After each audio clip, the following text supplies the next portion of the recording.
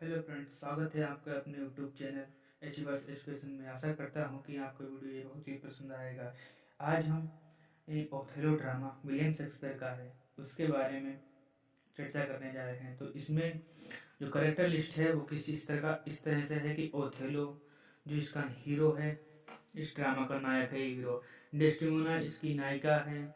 ब्रेवेंसियो जो है वो इसका पिता है, डेस्टिमोना का फादर। तो यह है डेस्टिमोनास फादर फादर ये डेस्टिमोना का फादर है। यागो इसमें विलन है। कैसियो लेफ्टिनेंट है। इमिलिया यागो की पत्नी है।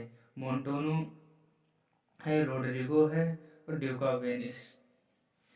तो कहानी कुछ इस तरीके से स्टार्ट होती है कि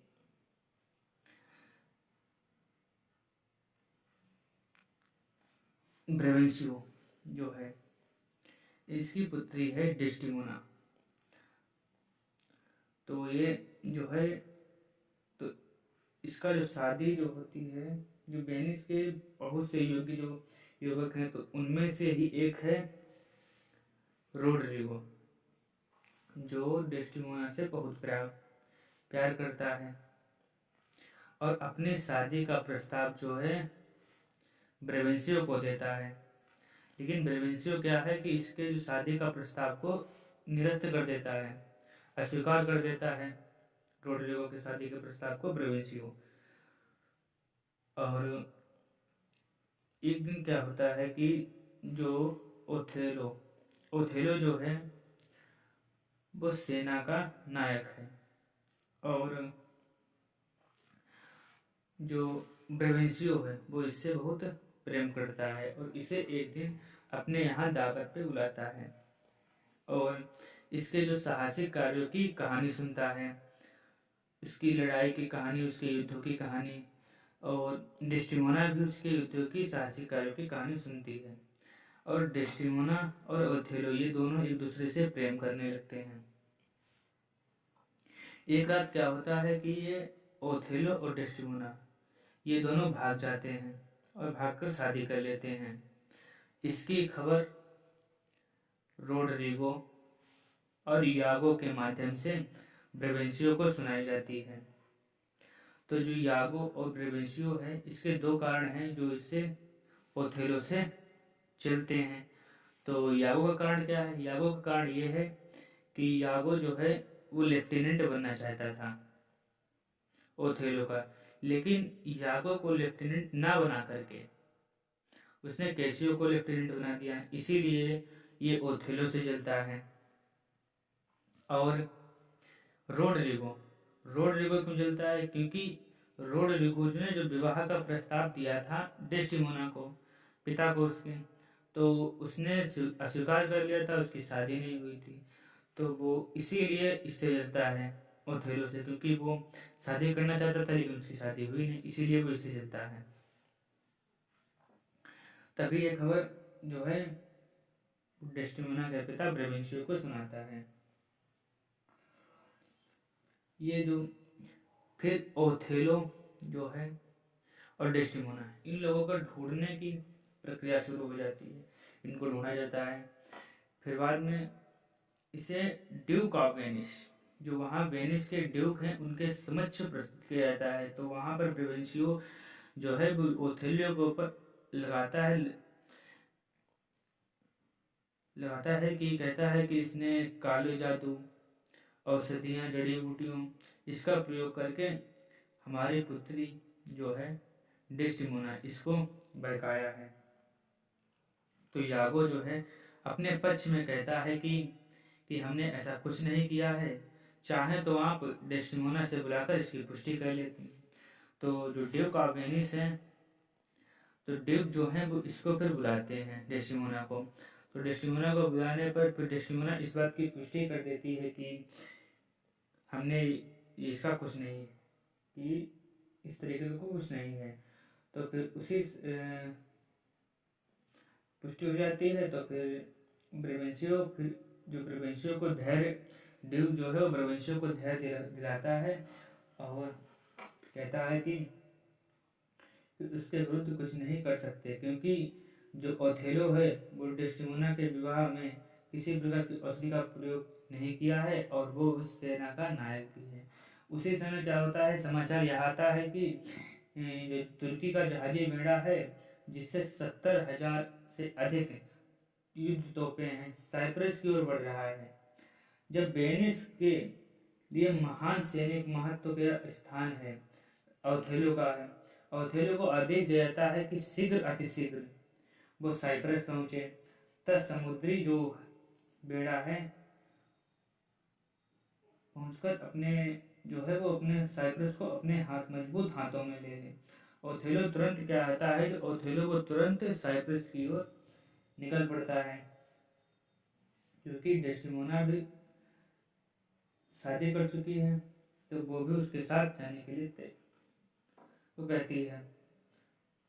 तो फिर इधर क्या होता है कि इधर जो रोड्रिगो है, रोड्रिगो वो एक मूर्ख व्यक्ति है। यागो जो है वो सरलता से इसे गुमराह कर लेता है। कहता है कि डेस्टिमोना को पुनः प्राप्त किया जा सकता है और जब रोड्रिगो संपूर्ण धन लेकर उसके साथ साइप्रस चले, परंतु रोड्रिगो अस्वस्थ होना चाहता है कि उसके लिए डेस्टिमोना को प्राप्त करना कैसे संभव है।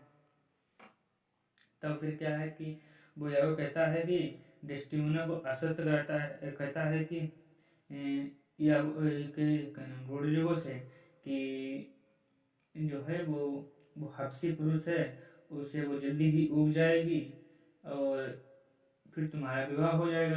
और उससे कहता है कि जितना अधिक, वो रोड्रिगो से कहता है कि जितना अधिक पैसा हो सके उतना अधिक पैसा लेकर साथ चलो। फिर क्या होता है कि जो रोड्रिगो है वो अपनी दाढ़ी बड़ी कर देता है और वो सारा अपना घरबार बेचकर और साम्राज्य सारा घरबार और साम्राज्य बेचकर चल देता है इसके साथ में। तो एक जो जहाज है उसमें रोड्रिगो, कैसियो, यागो, डेस्टिमोना जो है ये पहुंच जाते हैं पहले ही।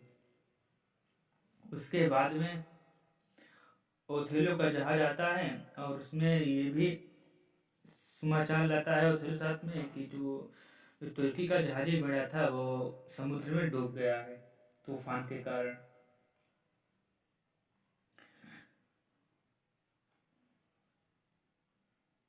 और फिर इधर क्या होता है, ये यागो इसे बेवकूफ़ बनाता है रोड्रिगो को। कहता है कि जो डेस्टिमोना को उसने सुंदर सुंदर उपहार दिए हैं और बहुमूल्य चीज़ें दी हैं, तो कभी यह भी कहता कि डेस्टिमोना ने उसके उपहार को स्वीकार कर लिया है और शीघ्र ही उसके प्रति अपनी कृपा दर्शाएगी, क्योंकि सहायक का पद जो है वो यागो लेना चाहता है। तो इसीलिए वह बहुत से कड़ी जितनी भी हो सके उतनी कड़ी चाल चलता है और वो कैसियो को क्या है वो अपना शत्रु समझता है और उसको सहायक के पद से वो हटाना चाहता है कैसियो को। एक रात वो क्या होता है, कैसियो को चौकीदारी के लिए यागो उसको निगरानी पर रखता है तो चौकीदारी करने के लिए सौंप देता है। तो यागो क्या करता है, यागो इसको शराब पिलाता है और कैसियो को शराब पीने की आदत नहीं है। वह यह जानते हुए भी कि उसे शराब पीने की आदत नहीं है, फिर भी उसे जबरदस्ती शराब पिलाने के लिए निमंत्रण देता है। यागो जो है वो की सलाह पर रोड्रिगो कैसियो से भड़कता है तब उससे झगड़ा कर लेता है। उसे इतना भड़काने के बाद से झगड़ा कर लेता है। साइप्रस को जो पूर्व गवर्नर मोन्टोनो है उनके साथ मध्य झगड़ा शांत के लिए आ जाता है। क्रोध में कैसियो जो है उसको मारकर घायल कर देता है। रोड्रिगो शोर मचाता है, कहता है कि क्रोध में कैसियो ने उसे मारकर घायल कर दिया है। ओथेलो भी जाग जाता है और कैसियो के नशे में तथा मोन्टोनो को घायल देखकर वह अत्यधिक क्रोधित हो जाता है और कैसियो को सहायक के पद से हटा देता है। पद विमुक्त होने पर कैसियो अत्यधिक अपमानित अनुभव करता है और पश्चाताप करता है।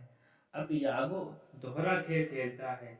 एक और वह कैसियो के प्रति सहानुभूति दर्शाता है, दूसरी ओर वह ओथेलो को कान भरता है।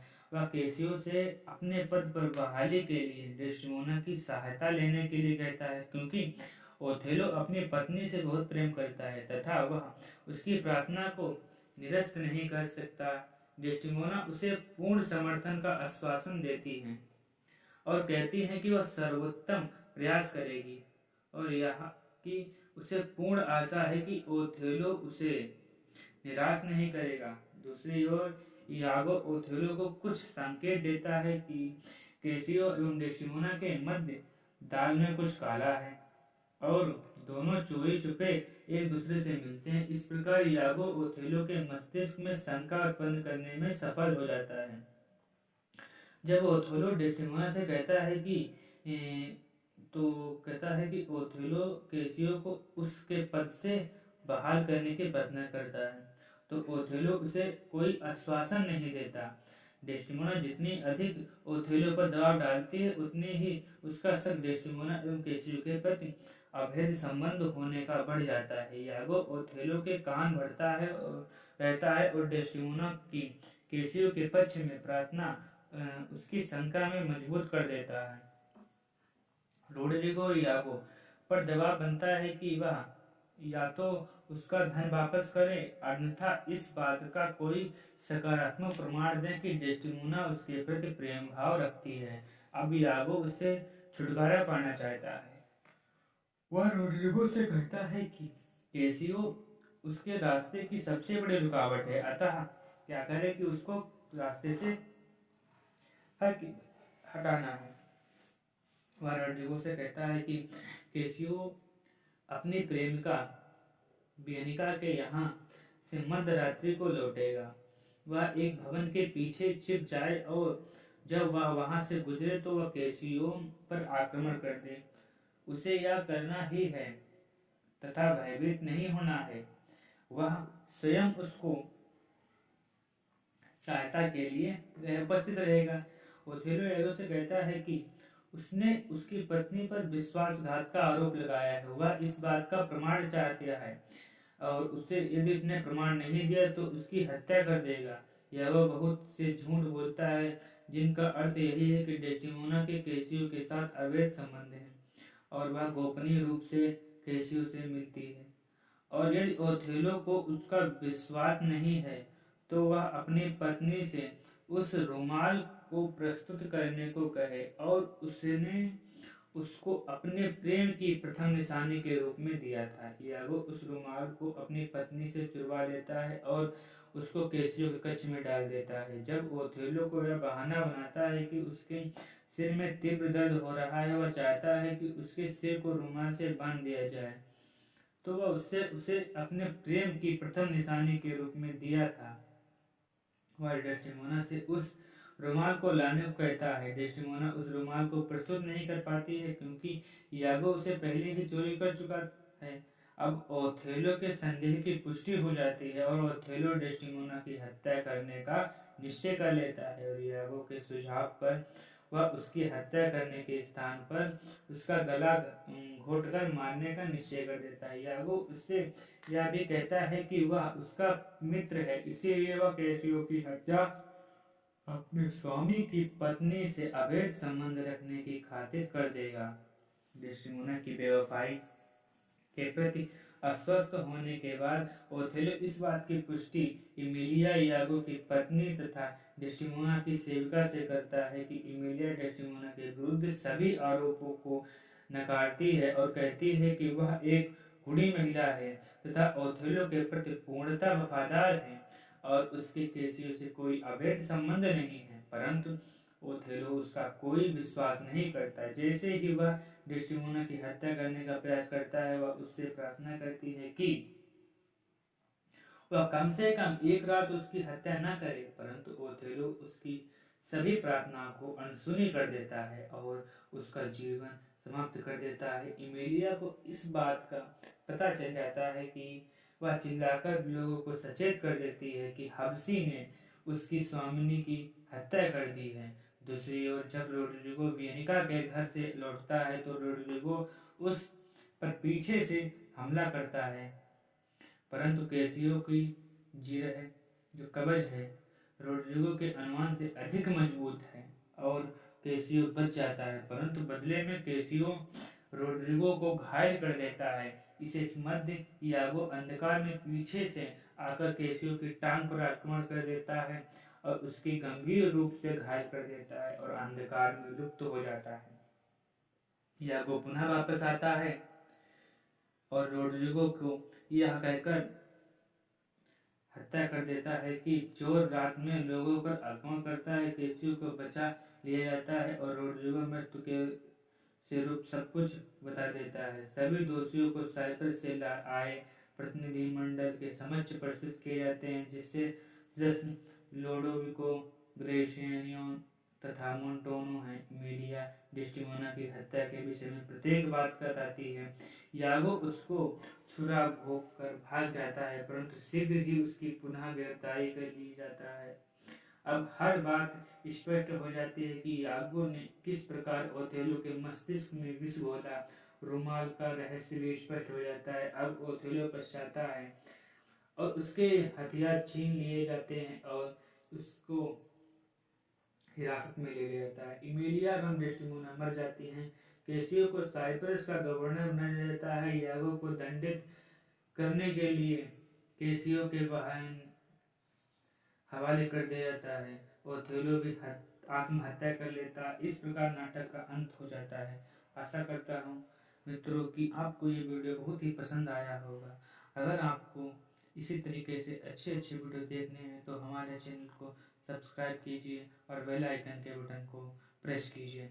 थैंक यू, धन्यवाद।